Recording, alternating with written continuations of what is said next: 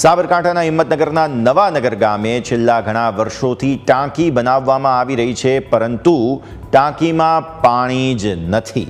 રાજ્ય સરકારે લાખોના ખર્ચે સ્થાનિકોને પાણીની સમસ્યા ન સર્જાય તે માટે આ પાણીની ટાંકી બનાવી આપી, પરંતુ આ ટાંકીમાં પાણી આવશે ક્યારે તે મોટો સવાલ છે।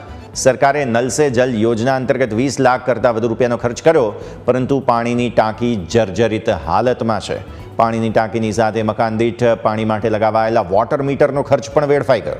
800 લોકોની વસ્તી ધરાવતા ગામમાં લોકોને પીવાનું શુદ્ધ પાણી ક્યારે મળશે તે સૌથી મોટો સવાલ છે। સાબરકાંઠા જિલ્લાના વડા મથક હિંમતનગર નજીકના હિંમતનગર તાલુકાનું નવાનગર ગામમાં 3 વર્ષ અગાઉ જે નલ સે જલ યોજના અંતર્ગત કરવામાં આવેલો 20 લાખ કરતાં વધુનો ખર્ચ છે તે વેડફાઈ રહ્યો છે। દ્રશ્ય આપણે બતાવીશ કે જે પ્રમાણે નલ સે જલ યોજનાની મસ્ત મોટી આ ટાંકી છે તે બનાવવામાં આવી છે, પરંતુ સદનસીબે અને તંત્રની ઘોર બેદરકારીને પગલે જે કોન્ટ્રાક્ટર દ્વારા ભ્રષ્ટાચાર કરાયો હોય કે પ્રમાણે તંત્રની બેદરકારીને પગલે આ ટાંકીની અંદર ટીપુએ પાણી છે તે આજ દિન સુધી ભરવામાં નથી આવ્યું, જેને લઈ નલ સે જલ યોજના અંતર્ગત જે સરકારની જે યોજના છે કે હર ઘર નલ સે જલ યોજના કે દરેક વ્યક્તિને ઘરે ઘરે પાણી મળી રહે તે પ્રયાસ છે તે આ નવાનગર ગામમાં નિષ્ફળ થતો જોવા મળી રહ્યો છે। સ્થાનિક આપણી સાથે યુવાન જોડાયા છે, તેમની સાથે વાત કરીશું। વડીલ, શું કહેશો, કેટલા વર્ષ પહેલાં ટાંકી બનાવવામાં આવી છે, કેટલાનો અંદાજે ખર્ચ કરવામાં આવ્યો હતો, ગામને કેટલી સમસ્યા પાણી ન મળવાના કારણે?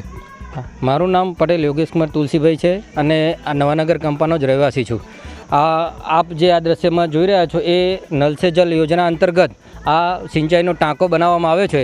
એ ટાંકો 3 થી 4 વર્ષ અગાઉ બનાવવામાં આવ્યો છે, પણ આજ સુધી આની અંદર એક ટીપું પણ પાણી ભરવામાં આવ્યું નથી અને પાણી રહી શકે તેમ પણ નથી, કારણ કે જો આની અંદર પાણી ભરવામાં આવે તો સંપૂર્ણ પાણી લીકેજ થઈ અને ખાલી ટાંકો થઈ જાય તેવી વ્યવસ્થા છે। અને આ ટાંકો બનાવવા પાછળ 20 લાખ કરતાં વધુ રકમ, માતબર રકમથી આ યોજના બનાવવામાં આવી છે।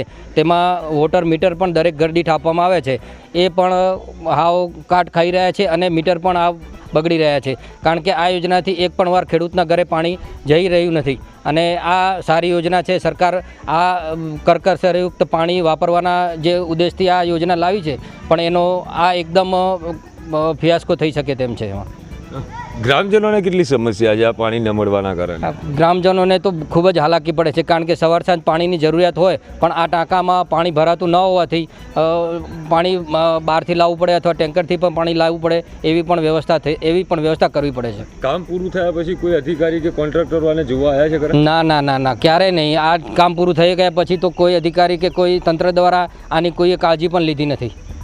કહી શકાય કે હાલ હિંમતનગરથી ફક્ત 7 થી 8 કિલોમીટરના અંતરે આવેલું નવાનગર ગ્રામ પંચાયત વિસ્તારમાં નલ સે જલ યોજના અંતર્ગત 20 લાખથી વધુનો ખર્ચ કરવામાં આવ્યો હતો, પરંતુ સદનસીબે તંત્રની અને કોન્ટ્રાક્ટરની બેદરકારીને પગલે અત્યારે આ જે ટાંકો છે તે ટાંકો બનાવવામાં આવ્યો હતો તે પણ હવે બિસ્માર થયો છે, એટલે જર્જરિત હાલતમાં જોવા મળી રહ્યો છે।